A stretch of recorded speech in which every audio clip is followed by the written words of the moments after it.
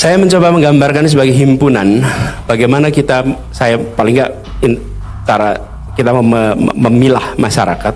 Ini adalah sektor pemerintahan, politik, demokrasi. Ini adalah sektor bisnis, sektor pasar, market atau ekonomi, dan ini adalah sektor yang sulit diartikan menggunakan istilah lain. Saya menggunakan third sector, sektor ketiga. Ini sektor sosial, akademik, kampus. Nah, teman-teman sekalian, Anda akan ketemu dengan masa depan yang infinite. SD ke SMP, SMP ke SMA, SMA kuliah, itu ada opsinya. Sekarang saya ingin cerita pengalaman pribadi. Karena sekarang direkam. Ya. Harus lebih hati-hati dong ngomongnya ya. Ini susahnya, begitu ada rekaman kita harus self censorship ini. Kalau enggak nanti kutipan-kutipannya terpotong, repot kita. Betul, saya udah ngalamin berkali-kali sih. Kalau potongannya nggak pas itu aman ya. Salmannya aman. Yang di luar sananya itu loh.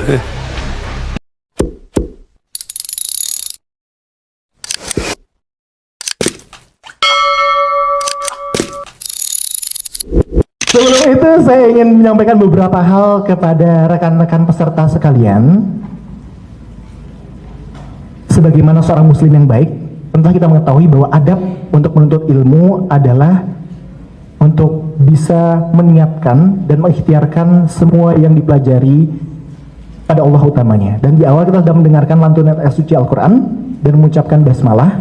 Maka di sini saya ingin mengingatkan kembali untuk sama-sama meneruskan niat ketika mendengarkan apa yang disampaikan oleh guru ilmu kita. Semoga bisa memberi manfaat dan keberkahan bagi kita pun bagi beliau tentunya. Oleh karena itu, sama-sama kita berikan aplaus yang meriah untuk Bapak Anies Rashid Baswedan.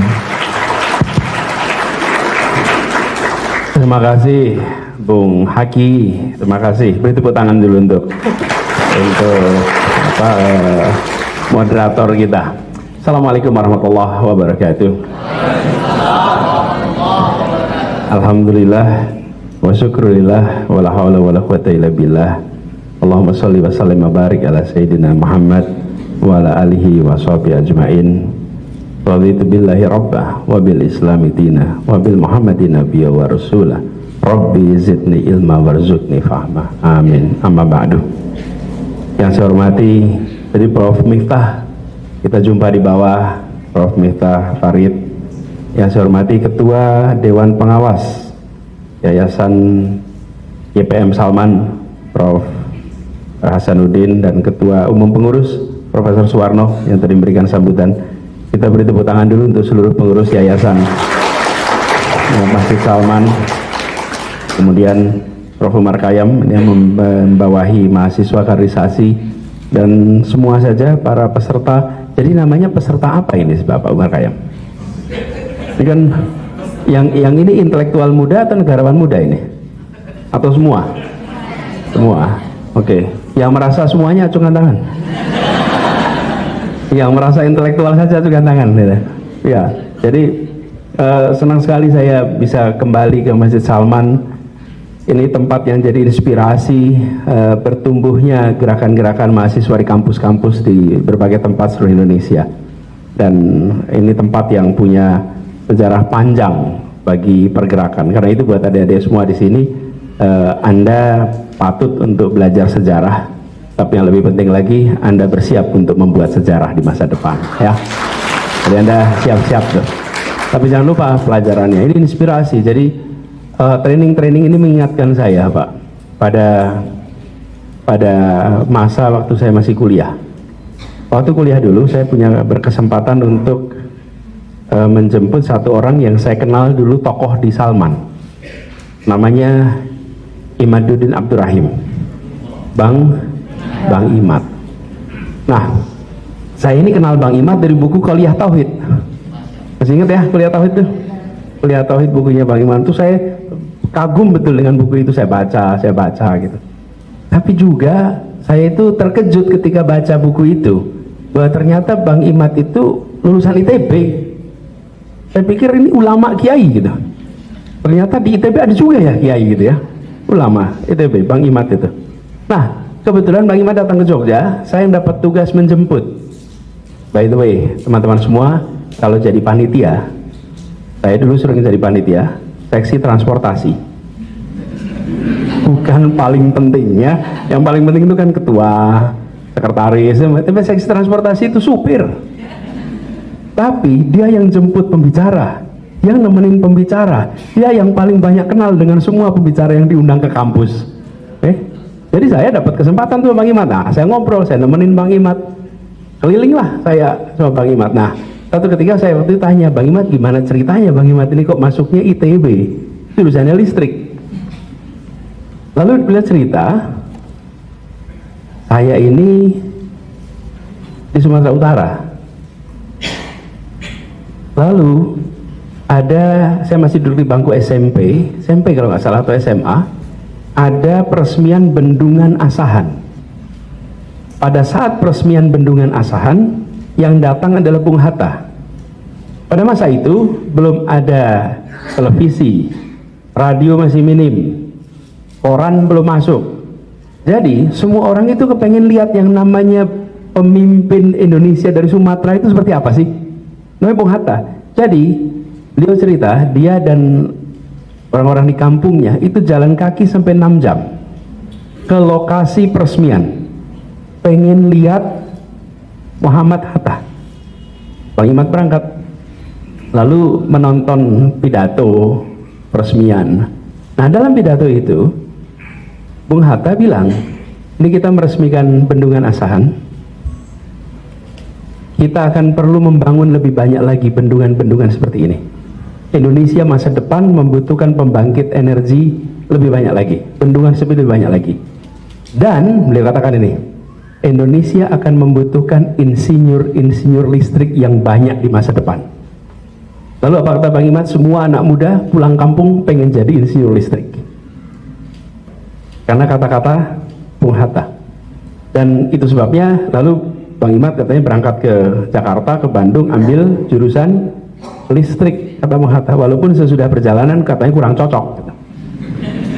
Jadi akhirnya pindah bidang gitu. Tapi saya mendengar cerita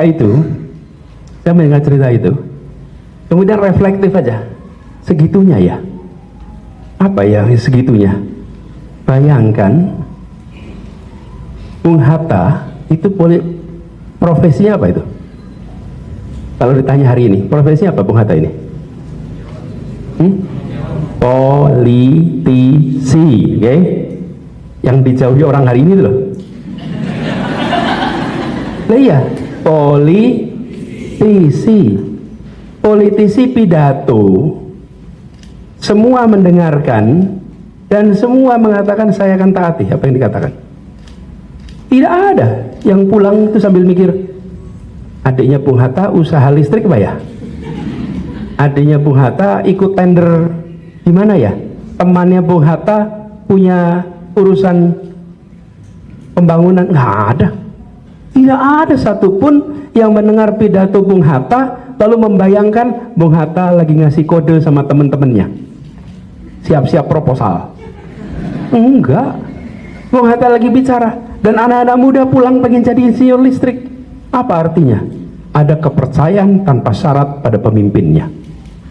Itu yang harus kita kembalikan di Republik ini hari ini. Boleh tepuk tangan, tidak apa-apa. Itu yang harus dikembalikan, bagaimana pemimpin itu dipercaya dan kemudian rakyat bergerak bersama atas visi yang dimiliki oleh pemimpin. Pemimpin itu, Anda kan insya Allah pemimpin ini kan? Betul ya? Oh, kurang yakin gitu loh. Yakin? Dek, dua orang angkat kursi di sini, Dek. Ini kursi ini, Anda yang kucir dan belakangnya yang putih, ini berdua ini kursi ini diangkat. pindahin ke sana nih. Supaya tidak ada pembatas di antara kita. Ya, angkat pindahin ke situ.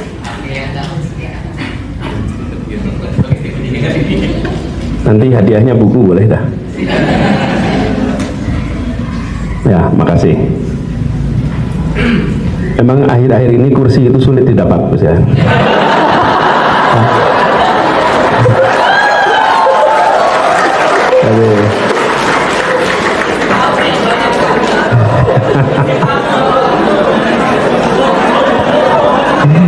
Jadi makanya kalau udah punya kursi jangan ditinggal ya.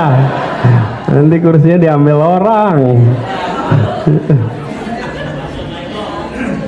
Jadi teman-teman sekalian, sampai mana tadi ngomong kursi? Kaki saya turun ya.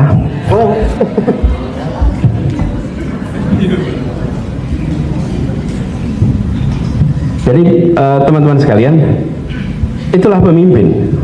Nah, teman-teman di sini yang akan jadi intelektual muda, negarawan muda, entrepreneur muda, dan Anda akan jadi pemimpin. Anda adalah pemimpin, dan hari ini juga Anda memimpin. Apa kriteria utama pemimpin muda dibandingkan pemimpin tua? Apa? Atau kira-kira gini, apa yang membuat Anda, seseorang ini disebut pemimpin? Tanggung jawab, bagus. Apa lagi? Punya visi masa depan, oke. Mempengaruhi orang lain, jujur, bagus. Punya inovasi, semangat juang, tidak nepotisme. Waduh. Ada tuh nepotisme, tetap pemimpin tuh. Oke. Apa lagi? Hah? Bisa membuat keputusan. Teman-teman, itu semua adalah pemimpin yang baik. Oke? Pertanyaannya bukan pemimpin yang baik itu seperti apa.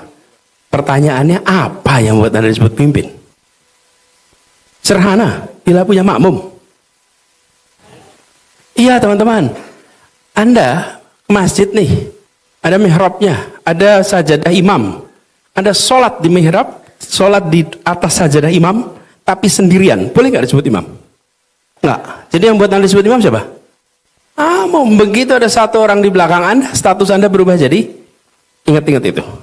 Anda menjadi pemimpin hanya bila Anda diakui oleh orang lain sebagai pemimpin. Dan itu hanya artinya apa? You are a leader only and if only you have follower. If you have no follower, you are no leader. Follower itu harus sukarela. Kalau follower dipaksa itu bukan follower. Namanya bawahan. Bawahan itu dipaksa harus ikut pada atasan. Tapi kalau pemimpin, Anda, nah karena itu anak muda, apa yang menarik? Anak muda Anda diakui oleh sebayanya. Itulah keunikan pemimpin muda. Karena Anda diakui oleh sebayanya. Sebaya yang mengakui Anda. Dari mulai ketua kelas, ketua kelompok pramuka, kelompok PMR, lalu Anda diakui oleh sebayanya. Pengurus masjid, itu semua adalah pengakuan. Nah, teman-teman sekalian, ke depan teman-teman akan ketemu dengan situasi di mana ada ruang berkiprah yang panjang.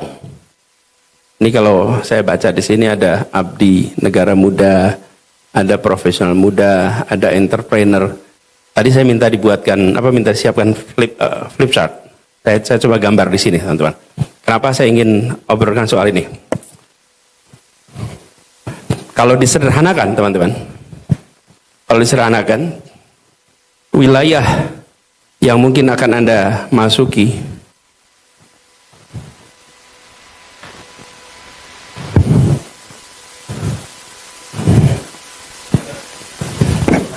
nggak apa-apa. Nah, ini dia. Sama seperti listrik ini mendadak mati. Tapi nggak usah konspirasi, memang ada kecelakaan di situ. PLN itu kasihan loh Bapak Ibu. Saya sering cerita, bekerja di pemerintah itu seperti PLN. Saat berfungsi nggak ada yang bilang terima kasih. Emang ada yang WA ke PLN terima kasih ya listrik nyala? Gak ada. AC nyaman? Gak ada. Tapi begitu mati PLN nomornya berapa? Brengsek PLN ini, parah PLN ini. Itu pas lagi mati. Tapi pas lagi nyala gak ada yang bilang terima kasih. Jadi nanti begitu nyala pada bilang terima kasih ya sama PLN ya. Banyak insecurity loh di situ.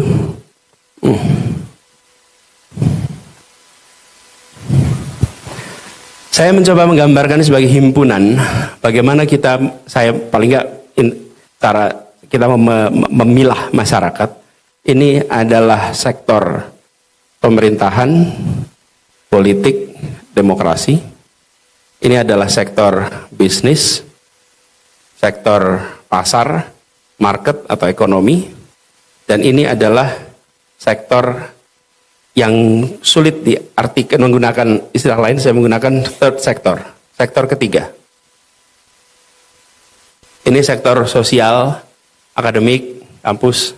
Nah, teman-teman sekalian, Anda akan ketemu dengan masa depan yang infinite. SD ke SMP, SMP ke SMA, SMA kuliah, itu ada opsinya. Dari SD saya mau pilih SMP mana, dari SMP SMA mana, dari SMA kampus mana. Setelah selesai kampus apa?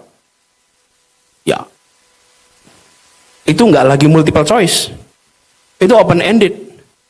Berapa tahun? Nggak ada ujungnya. Kuliah ada ujungnya, SMA ada ujungnya, tapi begitu di sana nggak ada ujungnya, teman-teman. Nah, saya membayangkan teman-teman semua memproyeksikan kira-kira ruang Anda akan di mana nih? Di wilayah bisnis ekonomi, di wilayah politik, pemerintahan, demokrasi, atau di ruang sektor ketiga. Ini akademik, sosial, NGO di sini. Nah, tapi ini tidak terpisah. Ada yang berada di tengah sini. Dan ada juga yang bisa mengerjakan tiga-tiganya di sini. Oke? Teman-teman, saya melihat semakin Anda melatih diri untuk memiliki berbagai kegiatan di masa kuliah, maka semakin besar peluang Anda untuk berada di irisan ini nantinya. Dan yang berada di irisan ini bisa mengerjakan berbagai hal bersama-sama. Oh ya, makasih. Jadi, tapi udah jadi mas ini. Kalau sekarang jadi nggak proporsional nanti ya. Oke. Jadi teman-teman, irisan yang di sini nih, ini adalah irisan-irisan di mana mungkin Anda akan bisa memainkan peran secara bersamaan. Nah, saya membayangkan teman-teman dari sekarang mulai menambah ruang kegiatan. Sehingga Anda memiliki kebiasaan atau kompetensi untuk bisa berada di berbagai tempat. Ada orang yang hanya stuck di sini terus. Ada hanya stuck di sini saja. Dan ada, tidak salah, itu adalah pilihan. Ya. Tapi ketika melihat bangsa seperti kita, bangsa Indonesia yang sedang membutuhkan pemimpin-pemimpin yang bisa berbagai urusan, maka baik untuk bekal itu ditumbuhkan dari sekarang. Nah, saya ingin teman-teman mengajak teman-teman untuk menengok ke depan, karena kekuatan anak muda itu pada kebaruannya. Jadi buat teman-teman di sini ada harapan teman-teman untuk memproyeksikan ke depan. Kalau boleh saya usul Pak, bagian dari training ini di ujung teman-teman membuat CV. Sudah pernah bikin CV? Sudah pernah. Kalau bikin CV itu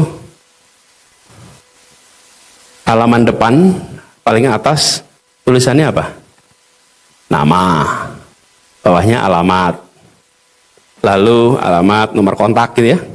Lalu bawahnya lagi satu paragraf menjelaskan kompetensi, betul ya? Habis itu riwayat pendidikan, riwayat kerja, begitu ya kira-kira. Nah, saya boleh usul Anda nanti di ujung training ini punya itu. Punya itu. Tuliskan CV Anda.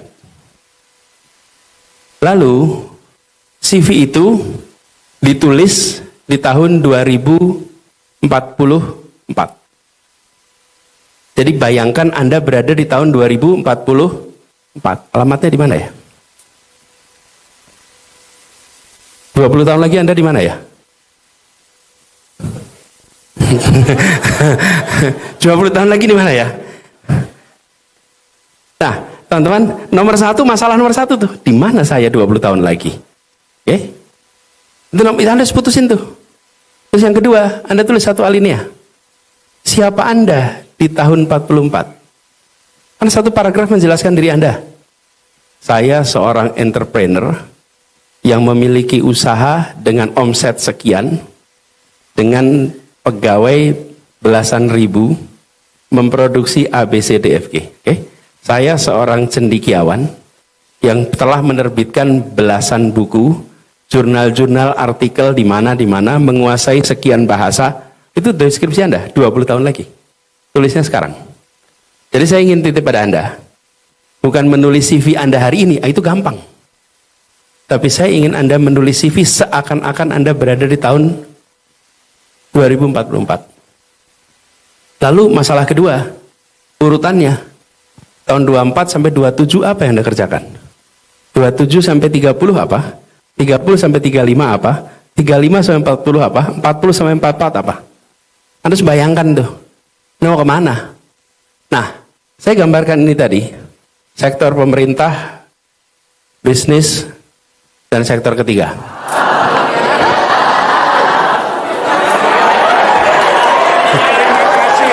Nah, terima kasih PLN gitu ya. Kan matinya bukan salah dia kan. Ada pohon tumbang ya tadi ya. Ada pohon tumbang. Nah, jadi teman-teman sekalian, coba Anda bayangkan sektor ini. Kalau saya boleh memberikan pandangan, ke depan sektor yang ukurannya makin hari makin besar adalah sektor yang kanan atas. Itu makin hari makin besar. Bukan yang kiri tidak penting, tapi secara ukuran itu lebih kecil. Makin hari sektor ini akan makin besar. Dan kita makin membutuhkan pemimpin-pemimpin di dunia perekonomian yang memiliki semangat perjuangan. Yang memiliki kemauan untuk memajukan masyarakat, bukan hanya memajukan dunia usaha. Jadi ini sektor yang saya lihat akan berkembang. Tapi yang di sisi pemerintah, politik demokrasi, itu tetap akan instrumental. Secara jumlah mungkin akan berkurang.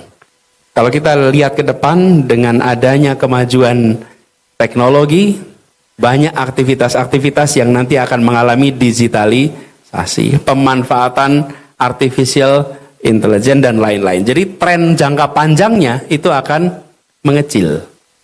Nah, sektor ketiga itu padat, besar, tapi dia tumbuhnya akan sangat bergantung kepada kekuatan sektor bisnis, pasar, dan perekonomian. Disitulah nanti mulai tumbuh. Nah, jadi saya usul, kalau boleh teman-teman, pikirkan untuk memiliki kekuatan di aspek ini. Lalu, apa yang kemudian perlu kita tumbuhkan sama-sama? Saya tidak mau jauh-jauh, saya mau mereview apa yang sudah disepakati di dalam kebutuhan masa depan lewat dunia pendidikan. 3 unsurnya. 1 adalah karakter, 2 adalah literasi, 3 adalah kompetensi. Yang karakter udah jelas lah. Karakter moral dan karakter kinerja. Karakter moral apa? Rendah hati, soleh, kemudian jujur. Itu contohnya. Karakter kinerja sederhana, kerja kelas, kerja tuntas, kerja tangguh. Ini dua-duanya harus kuat. Jadi buat teman-teman semua di sini, mudah-mudahan pelatihan-pelatihan ini membekali Anda dengan karakter itu. Karena kita tidak ingin jujur tapi licik. Tapi kita ingin juga kerja keras tapi culas. Kombinasi itu. Yang kedua literasi, semuanya. Literasi teknologi, literasi keuangan, literasi budaya, literasi negara. Itu kuasai. Yang ketiga kompetensi, 3, 4K. Apa? Kreativitas, critical thinking, communication, collaboration. 4C. Jadi saya berharap teman-teman semua di sini, 4 ini terutama ditumbuhkan kemampuan berpikir kritis, kemampuan berpikir kreatif, kemampuan kolaborasi, dan kemampuan komunikasi. Itu udah standar, Anda sudah baca-baca di mana-mana. Nah, saya melihat umat ini harus bersiap untuk memenangkan kompetisi ke depan dengan cara membekali diri dengan 3 unsur tadi. Kenapa? Pondasinya sudah, teman-teman, ini pondasinya sudah. Iman, Islam, akhlak ini udah dapat nih semuanya. Tapi critical thinking, communication skill, kolaborasi, ini betul-betul dibutuhkan. Kekuatan kita harus ditumbuhkan di situ, apalagi di Indonesia. Kita benar-benar harus menumbuhkan kekuatan, kemampuan kolaborasi itu. Jadi, reflektif aja teman-teman. Kemarin ngikutin nggak Olimpiade di Paris? Aktivis masjid nggak ngikutin Olimpiade. Ngikutin lah, kan nama Indonesia. Kita dapat emas, dapat perak, dapat perunggu. Kita dapat medali di mana? Tebing, apalagi? Angkat beban, apalagi? Bulu tangkis. Perhatikan nggak? Lalu kita sering nggak ikut Olimpiade Science? Menang, sering kan? Olimpiade Matematika, Olimpiade Fisika. Oke, apa yang menarik dari kemenangan-kemenangan itu? Tidak ada kemenangan berkelompok. Semua kemenangannya individual. Apa itu artinya? Kita tidak menyiapkan untuk kolaborasi dari awal. Kita mengembangkannya pribadi-pribadi. Kalau sudah kolaborasi, gampang sekali retak. Sulit sekali bersatu. Saya juga ngalamin kemarin. Iya. Ada yang dukung. Tapi yang dukung ini kalau bersatu tuh sering sulit. Walaupun sama-sama mendukung yang sama. Betul tidak? Iya. Di organisasi kemahasiswaan gitu. Sedikit-sedikit nanti bikin sempalan. Sedikit-sedikit bikin tandingan. Kapan kita ini bisa kolaborasi kalau dari awal kita nggak bangun? Jadi yang di sini Anda harus bisa menjadi bibit-bibit pembangunan kolaborasi untuk kebangkitan umat di Indonesia. Harus tuh. Dan itu artinya menahan ego, mau bisa kerjasama, bisa menghormati, bisa menghargai. Betul tidak teman-teman? Lihat tuh, masa menangi individual terus? Karena kita nggak bekerja. Kemudian critical thinking, ada tahulah critical thinking itu harus ditumbuhkan betul. Jadi teman-teman, ini semua menjadi bekal.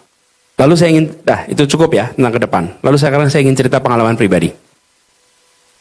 Karena, sekarang direkam. Ya. Harus lebih hati-hati dong ngomongnya ya. Ini susahnya, begitu ada rekaman kita harus self-censorship ini. Kalau enggak nanti kutipan-kutipannya terpotong repot kita. Betul, saya udah ngalamin berkali-kali sih. Kalau potongannya nggak pas itu aman ya. Salmannya aman. Yang di luar sananya itu loh. Nggak tahu kenapa ada orang-orang yang waktunya longgar, Pak. Untuk melakukan cropping video, Pak, gitu. Jadi buat yang nanti mau cropping video boleh baca rekaman saya ini ya, gitu. Tapi kembali pada tadi, saya ingin sampaikan teman-teman, ketika pengalaman perjalanan kami melihat bahwa walaupun kita memiliki tugas di kampus, tugas di dunia usaha, tugas di pemerintahan, tapi kita juga punya tanggung jawab moral sebagai anak bangsa. Dan sebagai anak bangsa, sebagai bagian dari perjuangan umat, kita harus melakukan aktivitas di luar, yaitu membangun gerakan apapun, terlibat dalam gerakan apapun. Jadi saya usul pada teman-teman semua, proyeksi ke depan, memiliki kekuatan pada bidang dan karirnya, tapi membangun gerakan, memperkuat gerakan sebagai aktivitas tanggung jawab moral. Kami dulu lakukan, kita membuat namanya Gerakan Indonesia Mengajar. Di mana Indonesia Mengajar itu merekrut sarjana-sarjana untuk menjadi guru di pelosok-pelosok Indonesia. Nah, dalam menjalankan itu, teman-teman, ini dari pengalaman kami, kita perlu mencari narasi untuk menerjemahkan gagasan agar dia bisa menggerakkan. Narasi yang menggerakkan. Jadi teman-teman, ke depan saya usul memikirkan serius apa yang Anda kerjakan dan mikirkan bagaimana mengajak orang lain untuk terlibat dalam gerakan yang mungkin nanti Anda buat. Jadi jangan hanya membuat program, tapi membuat gerakan. Dalam gerakan ada program, tapi dalam program belum tentu ada gerakan. Nah, ini artinya kalau ketemu dengan masalah, bukan hanya menyelesaikan masalah, tapi mengajak semua pihak menyelesaikan masalah. Jadi kekuatannya ada pada mengajak semua pihak menyelesaikan masalah. Nah, itulah yang menjadi gerakan. Kami ketika memulai Indonesia Mengajar bukan mencoba menyelesaikan masalah, tapi mencoba mengajak semua pihak untuk menyelesaikan masalah. Nah, dengan begitu, maka kita akan membangkitkan rasa kepemilikan atas masalah. Negeri ini, Republik ini dibangun dengan semangat gerakan, bukan program. Dan cirinya semangat gerakan apa? Semua orang ikut turun tangan. Semua orang ikut terlibat. Coba bayangkan, kalau negeri ini diatur sebagai program. Mempertahankan kemerdekaan itu programnya Kementerian Pertahanan. Tentara sekutu datang, rakyat bilang, silakan Kementerian Pertahanan berperang melawan sekutu. Karena itu program Anda. Rakyat nunggu aja, semoga menang. Kalau kalah dikritik, kalau menang dipuji. Itu program. Tapi gerakan, semua turun tangan, semua terlibat. Kenapa? Karena saya merasa memiliki atas ini semua. Nah, dalam perjalanannya, ini nuansa gerakan itu makin hari makin turun. Sehingga semua yang dikerjakan besar-besar Republik ini disebutnya program, bukan sebagai gerakan. Nah, saya berharap teman-teman di sini, Anda bersiap untuk mengembalikan spirit gerakan itu kembali. Agar negeri ini penuh dengan gerakan. Karena begitu gerakan, dia akan bisa mengajak semua terlibat, dia akan bisa bertahan lintas generasi. Dan itulah spiritnya gerakan. Dan tokoh-tokoh gerakan itu tidak bisa dimunculkan di ujung. Di ujung itu masih tengah karir. Dimulainya ketika masa penumbuhan. Kapan masa penumbuhan? Salah satunya masa mahasiswa. Di sini semua mahasiswa. Mayoritas. Coba yang mahasiswa angkat tangan. Oke. Semua ini sudah menikah belum menikah? Belum. Jadi ini adalah forum apa jadi namanya, Bu? Mudah-mudahan ya, teman-teman mahasiswa berarti ini pelatihan. Belum menikah berarti masih panjang nih perjalanan Anda ke depan. Saya pesan tumbuhkan spirit gerakan itu dari sekarang. Terlibatlah gerakan. Dan itu kemudian jadi bekal untuk kita ke depan. Ini, Bapak sekalian, teman-teman semua yang saya hormati, menjadi makin penting lagi karena kita berada di abad 21, di mana Anda semua adalah native di dunia digital. Kami non-native, tapi teman-teman native di situ. Dan di genggaman Anda ada kekuatan yang mampu menggerakkan yang seringkali terlewatkan. HP Anda. HP Anda itu adalah sebuah instrumen di mana Anda bisa menjadi penggerak. Bulan Agustus lalu ada darurat apa namanya itu? Biru. Apa? Peringatan darurat. Peringatan darurat itu kemudian menjadi contoh, menjadi gerakan. Banyak sekali lewat gerakan digital itu muncul gerakan. Jadi, bila dahulu ketika membangun gerakan itu dibutuhkan resources yang besar, hari ini tidak lagi. Anda bisa membangun sebuah gerakan walaupun dengan resource yang ada di badan kita sendiri, minim. Karena itu teman-teman, membutuhkan kreativitas, kejelian tadi, kemampuan critical thinking, kemampuan kreativitas, kemampuan komunikasi, kemampuan kolaborasi, Anda bisa bangun gerakan. Nah, ini teman-teman, sesuatu yang tidak dimiliki oleh generasi sebelumnya. Jadi dengan bekal itu kami berharap teman-teman bisa menumbuhkan spirit gerakan lebih mudah ke depan.